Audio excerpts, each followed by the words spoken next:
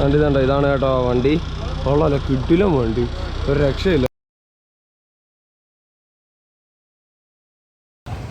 Good morning. അപ്പോൾ നമ്മൾ താണ്ട ഗുരുജി രാംദാസ് നിവാസിൽ നിന്ന് ഇറങ്ങി ഗോൾഡൻ ടെമ്പിൾ കണ്ടിട്ട് നമ്മൾ നേരെ വാഗാ ബോർഡറിന് പോകാൻ വേണ്ടിയിട്ട് പോവുകയാണ്.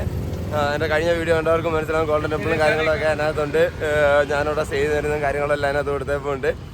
അതേപോലെ തന്നെ ഇപ്പം ഞാൻ പോകുന്നത് എനിക്ക് ഒരു ചേട്ടൻ ലിഫ്റ്റ് തന്നു കഷ്ടം പാവം പിടിച്ചാൽ എൻ്റെ അടുത്ത് കാര്യമൊക്കെ ചോദിച്ചിട്ടുണ്ട്. ഞാനിപ്പോൾ സൈക്കിൾ റിക്ഷയിലാണ് പോയിക്കൊണ്ടിരിക്കുന്നത്. എനിക്ക് ലിഫ്റ്റൊക്കെ തരികയാണ്. ഞാൻ പറഞ്ഞാണ് വേണ്ട കുഴപ്പമില്ല. അതിനും പറഞ്ഞ് ഇത്ര സ്ഥലമൊക്കെ പോകുന്നതല്ല, അപ്പോൾ നമ്മളെന്തെങ്കിലുമൊക്കെ സഹായം ചെയ്യേണ്ടതെന്ന് പറഞ്ഞ് എന്നെ കൊണ്ട് പോവാണ്. ഭയ്യാ എക് ബാർ ഇധർ ദേഖോ ആപ്കാ നാം സോനു. Okay okay. അപ്പോൾ ആണ്ടെ പുള്ളിക്കാരാണെങ്കിൽ ലിഫ്റ്റ് ആയിട്ട് ഞങ്ങൾ ആണ്ട റോഡിലോട്ട് പോയിക്കൊണ്ടിരിക്കുക. വെടിയാ അങ്ങനെ പുള്ളിക്കാരൻ എന്നെ മെയിൻ റോഡിലോട്ട് കൊണ്ട് വിട്ടിട്ടുണ്ട്. നമുക്കിനി ഇവിടുന്ന് കുറേ ദൂരം പോകാനുണ്ട്. ഒരു 10-30 കിലോമീറ്ററിനടുത്തുണ്ട് വാഗാ ബോർഡറിലോട്ട് പോകാൻ. നമുക്ക് അന്നേരം ഏതായാലും വണ്ടിയൊക്കെ ലിഫ്റ്റ് കിട്ടുമോ നോക്കാം. ഇനി അടുത്ത് നമ്മളെന്തായാലും മെയിൻ റോഡിലോട്ട് എത്തിയിട്ടുണ്ട്. നല്ല മൂക്കടപ്പൊട്ട് കേട്ടോ, അതുകൊണ്ടാണ് സൗണ്ടൊക്കെ ഒരുമാതിരി വല്ലായിരിക്കുന്നത്. അങ്ങനെ നമ്മളത് നടന്ന് വരുന്ന വഴിക്കതാ വേറൊരു ഒരു പുള്ളീനെ പരിചയപ്പെട്ടു. പുള്ളിയും ഇതോട്ട് രാമേശ്വരത്തൊക്കെ നടന്നു പോയിട്ടുള്ള ഒരാളാണ്. രാമേശ്വരം വരെ കന്യാകുമാരി വരെയൊക്കെ നടന്നു പോയായിരുന്നു. ഓൾ ഇന്ത്യ മൊത്തം പോയിട്ടുണ്ട്. ഇപ്പോൾ കണ്ട അടുത്ത ഒരു യാത്ര പോകാൻ വേണ്ടിയിട്ട് പോകാണ്ട് 2 ദിവസം കഴിയുമ്പോൾ വീണ്ടും കണ്ട സൈക്കിൾ കണ്ടോ, ആ കാണുന്ന സൈക്കിളാണ്. സൈക്കിൾ ഇപ്പോൾ അതിന് വേണ്ടിയിട്ട് സെറ്റ് ചെയ്തുകൊണ്ടിരിക്കുകയാണ്. കണ്ടേ ഈ സൈക്കിളിലാണ് ഇനിയിപ്പോൾ അടുത്ത ട്രിപ്പ് പുള്ളി പോകാൻ പോകുന്നത്. നേരെ എന്നെ വഴി വെച്ച് കണ്ടപ്പോൾ എനിക്ക് വിളിച്ച് ഒരു ഫുഡൊക്കെ മേടിച്ചു തന്നു, ചായ മേടിച്ചു തന്നു. വളരെ thank you. Okay thank you. അങ്ങനെ നമ്മൾ ഫുഡൊക്കെ കഴിച്ചിട്ട് ഇറങ്ങിയ വഴിക്ക് നമുക്ക് എന്തായാലും ഒരു ലിഫ്റ്റ് കിട്ടിയിട്ടുണ്ട്. ടീച്ചറിനാണ് നമ്മൾ അങ്ങോട്ട് വിടുന്നത്. പരംജിത് സിംഗ്. അപ്പോൾ ചേട്ടനാണ് നമ്മളെ അങ്ങോട്ട് വിടാൻ വേണ്ടിയിട്ട് പോകുന്നത്. നമ്മളെന്തായാലും ചേട്ടൻ്റെ കൂടെ കുറച്ച് ദൂരം അങ്ങോട്ട് നേരെ പോവാണ്. നമുക്ക് എന്തായാലും നോക്കാം ചേട്ടൻ എവിടെ വരെ ഉണ്ടെന്ന് എനിക്ക് കൃത്യമായിട്ട് അറിഞ്ഞുകൂടാ. പക്ഷെ എന്തായാലും എത്തുന്ന വരെ തന്നെ നമുക്ക് നേരെ പോവാം.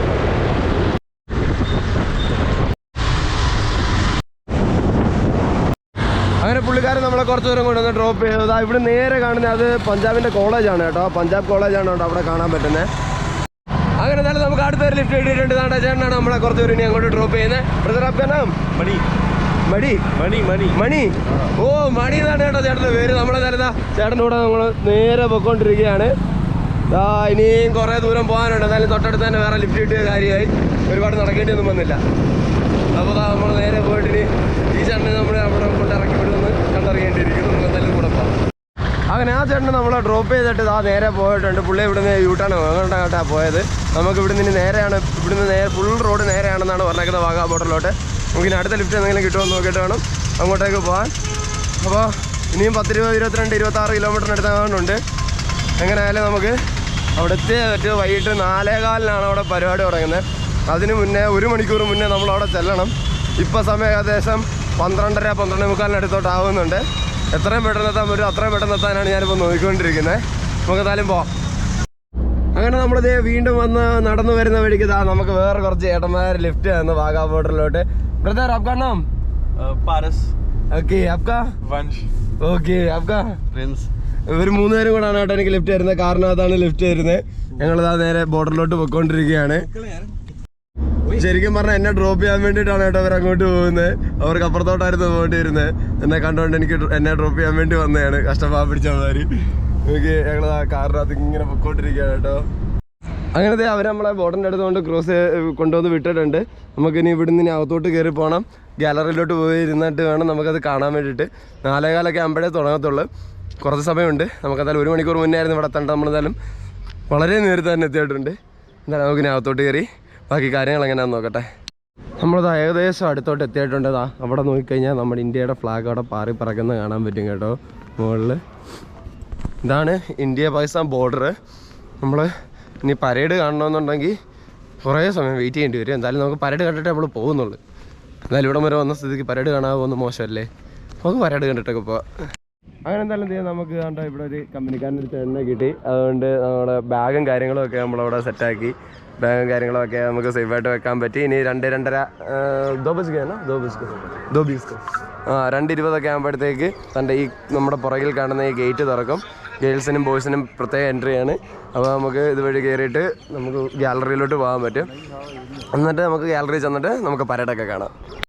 നമുക്കിപ്പം മറ്റേ ചേട്ടനാണ് പറഞ്ഞു തന്നെ, നമുക്ക് ഇവിടുന്ന് അങ്ങോട്ട് നോക്കിക്കഴിഞ്ഞ് കഴിഞ്ഞാൽ നമുക്ക് ഇതിൻ്റെ മുകളിൽ കയറിയിട്ട് നോക്കിക്കഴിഞ്ഞ് കഴിഞ്ഞാൽ നമുക്ക് പാകിസ്ഥാൻ്റെ ബോർഡർ കാണാൻ പറ്റും, ഡിഫൻസ് ലൈനൊക്കെ കാണാൻ പറ്റുമെന്ന് പറഞ്ഞാൽ ഞാൻ ജസ്റ്റ് കാണിച്ചു തരാം. നമ്മളിപ്പോൾ അതിൻ്റെ മണ്ടക്കോട്ട് കയറിക്കൊണ്ടിരിക്കുക. ഇപ്പം നമ്മൾ ഈ കാണുന്നതാണ് കേട്ടോ പാക ബോർഡറിൻ്റെ തൂന്നതാണ്ടെ. ഇത് കണ്ടോ, ഇതാണ് പാകിസ്ഥാൻ്റെ ഡിഫൻസ് ലൈനാണ്. താണ്ടത് നമ്മൾ ഈ കാണുന്നതാണ് പാകിസ്ഥാൻ്റെ ഡിഫൻസ് ലൈൻ. അതുകൊണ്ട് അത് പാകിസ്ഥാൻ്റെ ഒക്കെയാണ് അവിടെ കാണുന്നത്. അങ്ങനെ ഇത് ഇന്ത്യയുടെ ബോർഡർ സൈഡിൽ നിന്ന് ഇതാണ് പാകിസ്ഥാൻ്റെ ഡിഫൻസ് ലൈൻ. അങ്ങനെ മറ്റേ ചേട്ടൻ ഡ്യൂട്ടിക്ക് പോയപ്പോൾ എന്നെ ഗൈഡ് ചെയ്യാൻ വേണ്ടി ഈ ചേട്ടനെ ഏൽപ്പിച്ചേക്കാണ് ഇനി. അപ്പോൾ നമ്മൾ ബോർഡറിൻ്റെ അതെല്ലാം കണ്ടിട്ട് വന്നു. ഇനി നമുക്ക് അകത്തോട്ട് കയറണം. 2:30 ആകുമ്പോഴത്തേക്ക് ആണ് കാര്യങ്ങൾ. ചേട്ടൻ എനിക്കെല്ലാം പറഞ്ഞു തന്നു എങ്ങനെയാണ് കയറി പോകേണ്ടതെന്നൊക്കെ എല്ലാം പറഞ്ഞു തന്നു. എല്ലാം ഞാൻ കാണിച്ചു തരാം. ഇവിടുന്ന് വലിയ സംഭവമൊന്നുമില്ല. ഇവിടുന്ന് നമ്മൾ നേരെ കയറുക, ഇവിടുന്ന് റൈറ്റ് എടുത്ത് അകത്തോട്ട് കയറി പോകാൻ പറ്റും. പിന്നെ അവിടെ ഗാലറി നമുക്ക് പോയി ഇരിക്കാൻ പറ്റും. അങ്ങനെ ഇരുന്ന് നമുക്ക് അവിടെ ഇരുന്ന് പരേഡ് കാണാൻ പറ്റും. 4:15 ആകുമ്പോഴത്തേക്ക് സ്റ്റാർട്ട് ചെയ്യത്തുള്ളൂ. ഒരു 5 മണി 5:30 ആകുമ്പോഴത്തേക്ക് തീരുകയും ചെയ്യും. അപ്പോൾ നമുക്ക് അതൊക്കെ വിശദമായിട്ട് എല്ലാം കാണിച്ചു തരാം. ഒന്നുപോലെ ഇവിടെ അതെല്ലാം കാണിച്ചു തരാം. അപ്പോൾ നമുക്ക് ഗേറ്റ് തുറക്കുന്നതിന് വേണ്ടി വെയിറ്റ് ചെയ്യാം. ഓക്കെ, सर का चैनल प्लीज फॉलो करें, सब्सक्राइब करें. Thank you. Okay, thank you. അപ്പോൾ നമുക്ക് എന്തായാലും ഇനി പരേഡൊക്കെ കാണാൻ വേണ്ടി അകത്തോട്ട് കയറാം.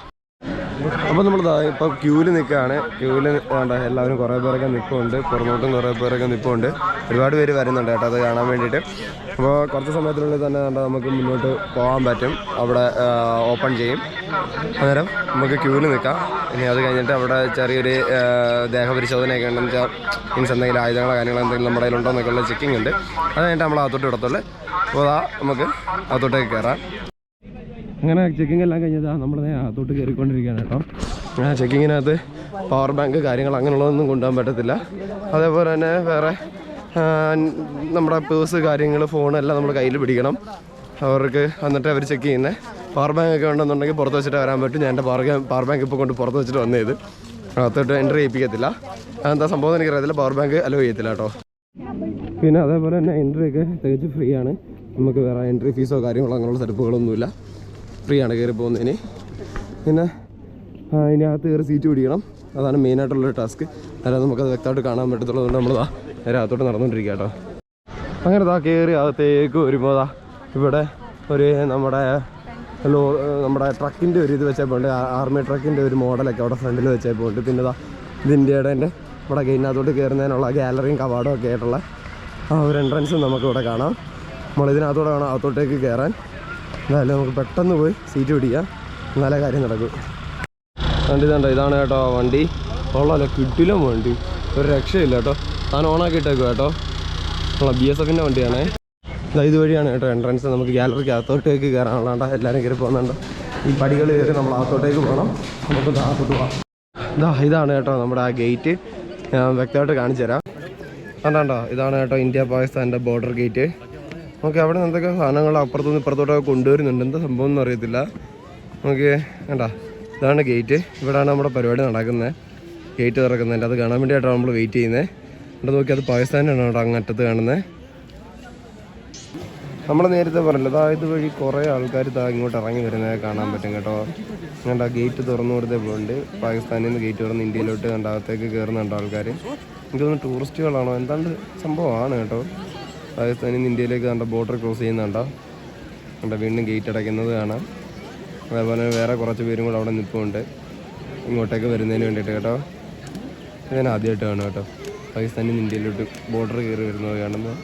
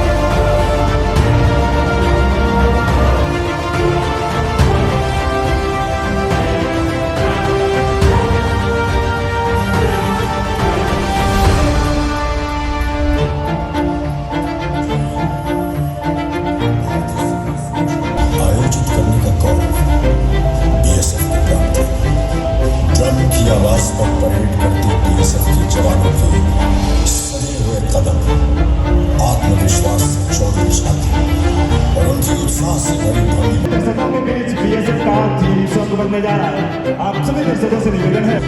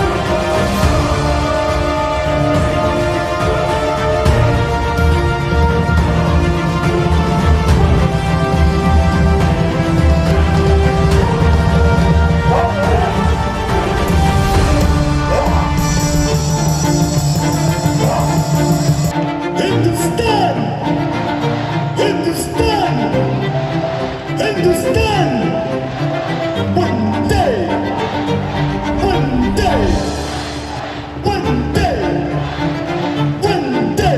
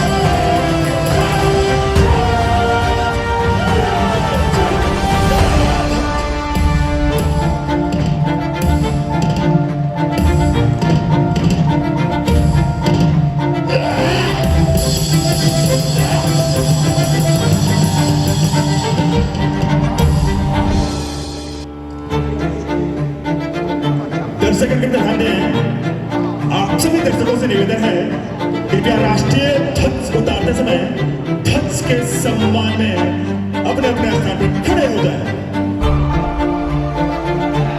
साथ ही दौरान शांति बनाए रखें तथा किसी भी नारे आदि का प्रयोग न करें। वे दर्शक जो वर्दी में हैं उनसे निवेदन है कृपया राष्ट्रीय ध्वज को सैल्यूट करें। अब आप मेरे साथ तीन बार हिंदुस्तान जिंदाबाद के नारे लगाएंगे।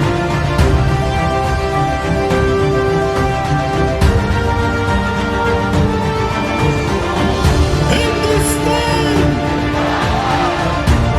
हिंदुस्तान हिंदुस्तान जिंदाबाद जिंदाबाद।